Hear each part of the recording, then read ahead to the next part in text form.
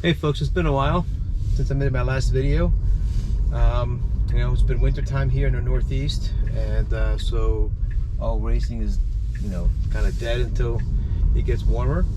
But we've been doing some skiing and stuff, and it's been fun. But wanted to give you guys an update on the Tesla. I have a lot of questions I've seen in my videos about which model it is, and other questions about batteries and racing and all that. So here's what I've learned. It's been 10,000 miles since I've owned this car. I have owned it since August 2022, and I use it for everything. I race it, I use it for work. I have an IT business that I do a lot of installation of networks and TVs and home theaters and things of that nature. And so I use this car 99% of the time, unless I need the van for actually delivering the larger pieces of equipment. Anyway, so it's absolutely a daily driver. I've had it out on icy roads. I've had it out, hadn't had much snow this year. So, I have these summer tires on, the Pirelli P0s, and I had some customers, or not customers, friends, that was like, oh, how can you drive in a summer tire in the winter? All that happens is you lose a little bit of traction. The car doesn't grip as well as it does when it's warm out. So, it's just got to keep that in mind. And sometimes it kind of stutters, kind of like if you turn the wheel coming out of a driveway or something, you hear like a clunking sound. That's the tire just kind of skipping a little bit. That's when it's very, very cold and you just started driving it, and typically only in the driveway. So anyway, no issues with these tires. I wanted the Michelin tires that were another possibility that this car kind of could have come with. I've had them before, the Pilot Sport PS4s. I think it's PS4. Anyway, so I like those tires. I like Michelin's. Over the years, have been consistently good tires for cars that I've had, Mustangs, Corvettes, things of that nature. And that is my background, by the way, is American muscle cars. So a lot of my friends are very, surprised that, how do you go to a Tesla? How do you not miss the sounds and the shifting of manual transmissions and all that? And I do. But my point of cars has always been, what is the fastest I can get for my money? What is the quickest accelerating car I can buy for my money? I don't care about top speed, because how often I'm going to use that? I've never taken any of my cars to top speed except maybe for an 88 Mustang GT, but we'll leave that off to the side. So anyway, this car is 3.1 seconds 0 to 60. It's a 2022 Tesla Model 3 Performance.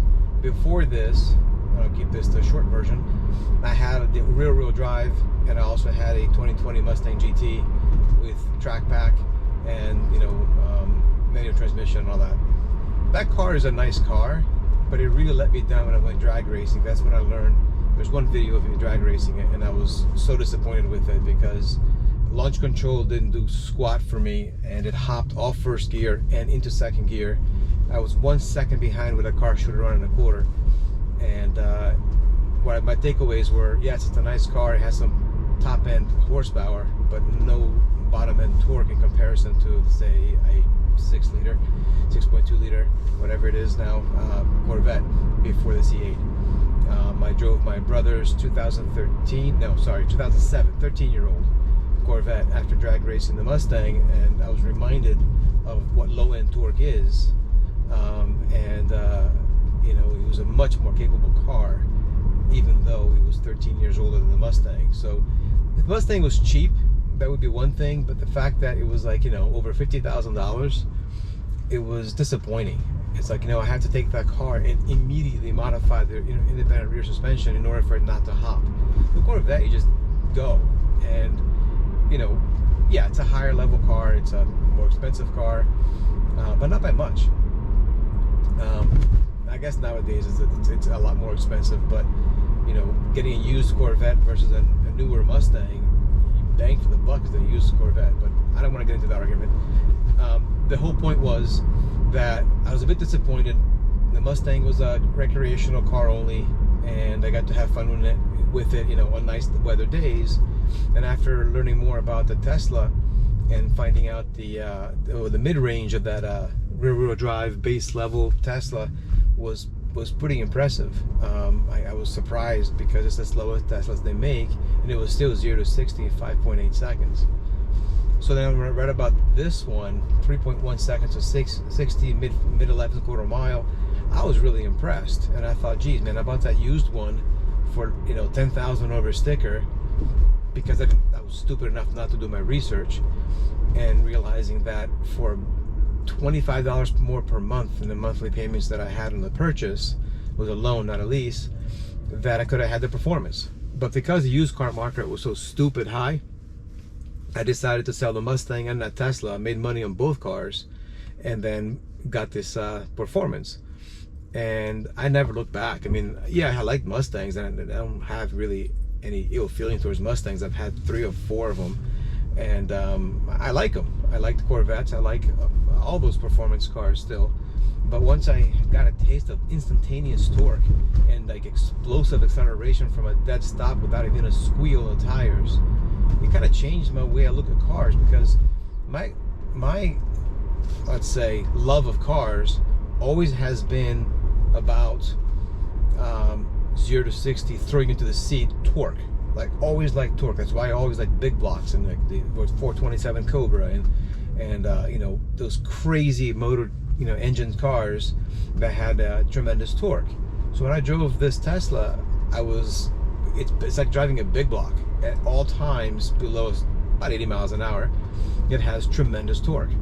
This car kind of fizzles out after 80. It's still decent.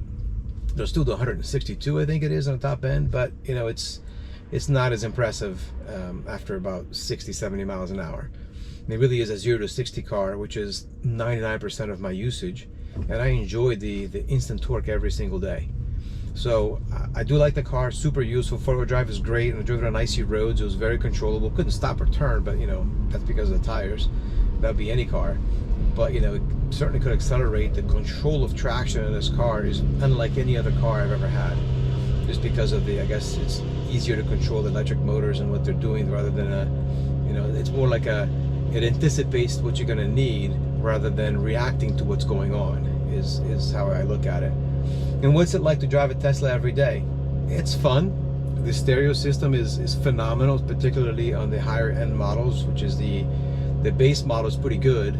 The mid-range, which is the what they call it, long range, and the performance, both have the better sound system with a subwoofer and all that, and it sounds phenomenal. Like, I've never had a car, no matter what name you put behind it, I don't care that it's not branded. I don't give a crap about brands. I care about performance. So it's a Tesla branded system, if you want to call it that, and it's the best sound system I've ever heard in any car I've ever driven since I've been driving. And that includes, you know, some pretty high-end cars I've, you know, had the experience to, had the, you know, like luck, whatever, you know, blessing, whatever you want to call it, to be able to be in, including, like, you know, S-Class Mercedes and Rolls Royces, Bentleys, Ferraris, all these cars I've driven in the past. None of them have a sound system like this Tesla does, and I hear the Model S is even better. But anyway, it's got, you know, over 10,000 miles. I curbed a couple of wheels because I was stupid. One time I was just letting Autopilot try to go around a circle, which is not really supposed to be highway driving, Autopilot, right? So I let it go around a circle, and I trusted too much, and I was only going like 15, 20 miles an hour. I did take over, and I just barely nicked the curb, you know, on a circle, and it scratched the wheel. So I swapped it out, and it was super easy to get a new wheel from Tesla.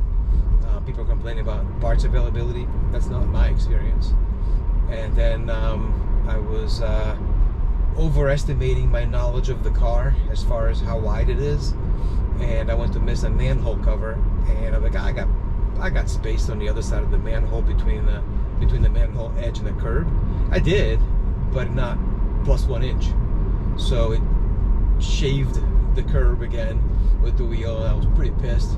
Went to Tesla through the app, did a parts only service call, and talked to them by text, and within 2 hours I had a new wheel in the trunk.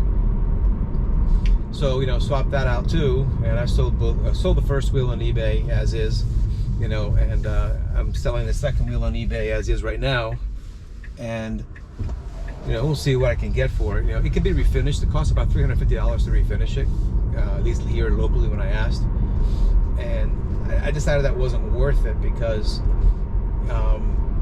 $350 to, you know, say I sell it for, the new one is $750. So I don't know what I could actually get for it. I didn't think it would be worthwhile. Because who's gonna pay over $400 for a refinished wheel when a couple $100 more you buy a new one? So I didn't want to get into all that. So I just sold it as is. I think I did sell it with a TPMS sensor on the other one, because when I originally swapped the tire, there was a leak from the sensor and I didn't know what was going on, so I bought a new sensor. As it turns out, it ended up somehow having 2 O-rings on it, and that's why it was leaking. So the sensor was fine. I put it in the old wheel and sold it. So this one does not have a sensor that I'm selling. I just swapped it over to this new wheel. Anyway, so I did rotate the tires. I have to remember at some point to lubricate the locks, hatches, or latches and hinges. I guess there's no locks in this car, so it'd just be the door latches, you know, the hinges and stuff. Because that's something I typically do on an oil change, but there's no oil change. And the maintenance on this car is basically zero. I rotated the tires at 10,000 miles. I think it's supposed to be done at 7,000, but you know, it's up to you. And you know, a cabin filter is supposed to be every 2 years. There's a desiccant in the air conditioner that I've never heard of being replaced, but apparently supposed to do that every, I don't know, 5-7 years or something like that. I don't know. I'm not going to do that unless I have an issue, because you have to discharge the entire system and replace it and then recharge the whole system. It seems kind of a waste. Until I learn more about it, I don't think I'm going to worry about that. But that's it. I mean, there's no maintenance. Like you don't do anything. You know, there's no oil to change. There's no power steering, the fluid to change, to check or whatever. There's, you know, you got washer fluid. You have a permanent coolant in there for the battery, and the heater is a heat pump. I guess it uses that coolant as well.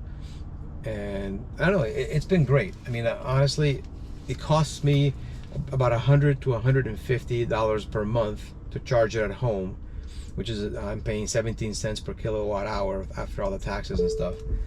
And the supercharger around here, or that I've used from between here and Vermont, is I'm in Pennsylvania, is about 45 cents to 53 cents per kilowatt hour. You know, I only use those when I'm traveling long distance, because, well, I don't need one. I have 2 of them within 5 minutes from my house.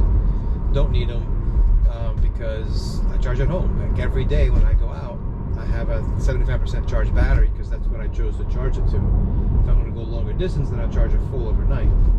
I had a Tesla wall connector, which is kind of a waste actually, because the charger, the charger that you can get with the car, it used to come with the car that you have to pay separately. You can pretty much wall mount that. It's not as pretty, but honestly, I see why Elon decided to remove them from the cars, because I never use mine. It's there in the trunk just in case I find myself in a position where I need to charge somewhere. But honestly, it's never happened, because it never had an issue from Pennsylvania to Vermont, Pennsylvania to Jersey, you know, wherever I've gone. You know, superchargers are everywhere. And I've never had a problem where I needed, you know, some other way of charging. I did try some third-party chargers, several of them in the area, to see what the experience was like. And my experience is like what everybody else sees on these videos you see on YouTube, is about 3/4 of them don't work. That's something that's got to be fixed for the EV world to really be able to be something you can count on. But you know, that's not where we are right now. Superchargers, never once had a single problem with any of them. All right, I'll be right back. The bottom line is, traveling with an EV, with a Tesla, I've had no issues at all. Reliability has been great. I've had Corvettes and Mustangs that are far worse. You know, I took out my wife's van for work to take, you know, big stuff into a big job, and all of a sudden on the way home, I got a low fuel light. I totally forgot that even though I've gone to that location multiple times with the Tesla, never had a problem because I always leave the house charged. I, you know, forgot to check the fuel gauge on a gasoline car, and I've been driving gasoline cars for my whole life. So it's silly, like how you get used to certain things. It's actually way more convenient. It was a wet, rainy night when I had to stop by a gas station, cold, and getting gas. Sure, it's like, you know, 5 minutes, whatever it takes, but I was like, you know, it's actually more convenient to have an electric vehicle, because I don't have to stop to fuel up unless I'm going on a long trip. You know, I would say every day that I use the car, and I use it a lot for work, to get to different clients and stuff. You know, most I've ever had is down to 8% one day, and that was deliberate because I didn't charge the night before because I wanted to get the battery down, just for kicks, you know, no particular reason. And a full charge with the wall charger from like, you know, 5 to 8% is the lowest I've ever had it, to a full, I don't know, it'll take probably, I don't know, 5, 6, 8 hours, something like that, at 40 amps an hour for a kilowatt hour. Yeah, 40 amps. Yeah, on the app you choose the amperage rate that you charge in for 240 volts, and it's 40 amps the maximum I can go. The wall charger can go to 48 amps, but I don't have, I had to run the wire across the entire house to get to the garage, and I used 6-gauge wire, and to go to the full 48 amps, which would be a 60 amp breaker, it would be a significantly larger wire, and I didn't feel like working with it. But again, you're charging overnight like your cell phone. So I reduced it to 20 amps to charge overnight because, you know, I have all night. So why rush it? And a few times that I have to charge faster, then I'll take it all the way to 40 amps. So I'd say I come home with between 45 and 50% battery every day, and then, you know, I let it charge back to 75% overnight, and the next morning ready to go. It's super convenient. And if I forgot to charge it one day, and I still made it, no problem. But if I hadn't, I have 2 superchargers 5 minutes from my house, and honestly, 5 to 10 minutes stop at a supercharger would have given me enough that I needed for the whole day. So it's, you know, people make a much bigger deal than it is, I think, in my opinion. It's only been 10,000 miles, so, you know, time will tell how the battery holds up and all that. But so far, I love the way the car handles. I love the performance. I love the brakes. Betcha that Mustang. Yeah, another Mustang. It's like, you know, my view of these cars, V8 cars and all that I've always loved in my life, has changed. My view now is, if you're gonna make that kind of noise that the Mustang just made, you better be fast, because it's quite embarrassing when I have a, you know, go to the drag race, and you know, at the drag strip, and I have one of those, you know, souped up 5-liter Mustangs and Corvettes and all that, you know, line up next to me, and they get blown away quietly. You know, it's like, you know, if you're gonna make noise, don't make noise for the sake of making noise. Be fast. I like the idea of a sleeper much better, and this car catches a lot of people by surprise. So, you know, 3.1 seconds to 60, that's ZR1 territory, and ZR1 can be faster, and it is a faster car overall, but you better hook up. And guess who hooks up at the drag strip? Very few people. I raced a souped up, I think it was a 2011 or so GT500, pushing about 800 horsepower, modified car, you know, and slicks in the back, skinnies in the front. Yeah, he beat me. He ran it somewhere in the 10s.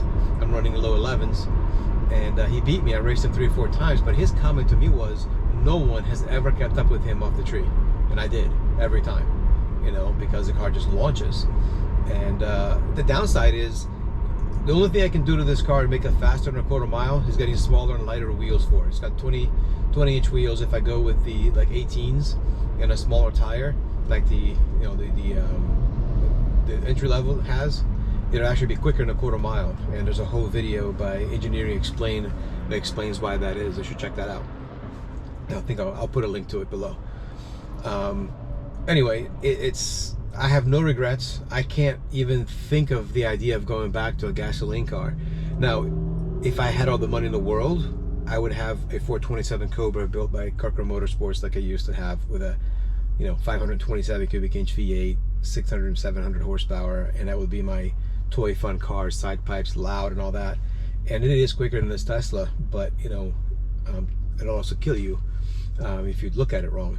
But that was my favorite car of all time, and I like this Tesla more than all the Mustangs and Corvettes that I've had, which is absolutely crazy to me. But it's a fact. You know, it's been 10,000 miles, and I really enjoy this car. I look forward to driving it every day.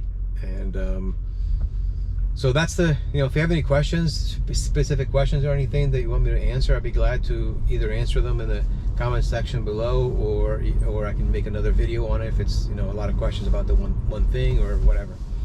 But, you know, overall, yes, you have to go into it with an open mind. It is a super fun car. It's been reliable. Service and parts have never been an issue. The first time ever I needed service, it took a little bit to get an appointment, but once I called and explained to them I just bought the car and I wanted to look at all that, they got me in right away. So you can call. The easiest thing to do is, because if you're gonna call, it takes you to like a centralized number. If you just picked up a car, pop back into the place, talk to the service manager. They'll hook you up. They understand that sometimes you have initial issues with these cars, and a lot of it, as it turned out, is misunderstanding how the car should function. It is different. As far as the autopilot goes, we have 3 levels. The one that comes included with the car, which you basically keep your distance of the car in front of you, and it'll steer for you. You're on the highway. It'll do back roads too, but only to a certain degree. And then if you pay $6,000, it'll give you, exiting off the highway and lane changes and all that. And I think it gives you traffic lights too. I'm not sure. Mine will not stop at a red light. It knows it's a red light, but it won't stop unless there's a car in front of me stopping. Then it'll stop. It's also great for bumper-to-bumper driving. Rush hour kind of thing. It's great because you just can do other things, and you shouldn't, but you can, because it'll do it for you. And then the full self-driving is like, point A to point B on a navigation. It just tells you, it just completely takes you there. But realistically, that's not going to work, because navigation, the autopilot oftentimes does say take over, and if you don't take over, it'll come to a stop with the flashers on. So it certainly isn't what it's supposed to be, what it's advertised to be, as far as completely autonomous, that'll just take you one place to another. You can take over. When I ask you to take over, you take over, then you put it back to autopilot or continue. But you're gonna have to have some kind of takeover at some point. So I don't think the autopilot's worthwhile, because $6,000 and $15,000 stays with the car. So if you go into another car, you gotta buy it again. And lucky buyer for the next time around that if they got one that had already in it. Because all it is software. I think that stays with the owner, but they'll make more money with staying with the car. And or you can pay $200 a month to have the full self-driving, equivalent to the $15,000 one, and you stop at any time. So I did try that for a month, and I wasn't that impressed, and I certainly don't need to pay that. Then you have a connectivity. I think it's $100 a year. That gives you streaming music, access to your cameras when you're away from the car, and off Wi-Fi. I like that, particularly because of the security system in a car. That your Sentry mode, as they call it. You can access the cameras if you want to. You can turn on your heaters and and all that. That's another super convenient thing. Is my car is scheduled about 5 minutes before I leave every morning to warm the battery up and warm the interior up, so that when I get in it, it's already warmed up and ready to go. Even though it's in my garage, it's still nice to have it up to temperature. And I have driven it in like 6-degree weather. Yes, your range is reduced, but not by any significant amount that I was concerned about it. I came home in 38% instead of 45% or something like that. But again, superchargers are everywhere. If you go to like the middle of Montana, you might have a harder time finding a supercharger. But for where I live and most of the country, you're within minutes of a supercharger most of the time. So if you need that, you got it. And the charger's super fast. It's like, I think at home I'm getting like 20-25 miles per hour charging, maybe 40 miles per hour. I don't really pay much attention because it's done by morning. If you go to supercharger, you get like 500 miles an hour charging. Up to 80%, it's super fast. Between 80 and 100, it really slows down. So most of the time, if I'm traveling, I'll charge it to 90-95% when I stop, or just what I need to get to the next stop or whatever. You have a lot of flexibility there that people don't really talk about. But yeah, that's the complaints I have about this car is I wish that the headlights would stop coming on when I go over like a shaded area over trees.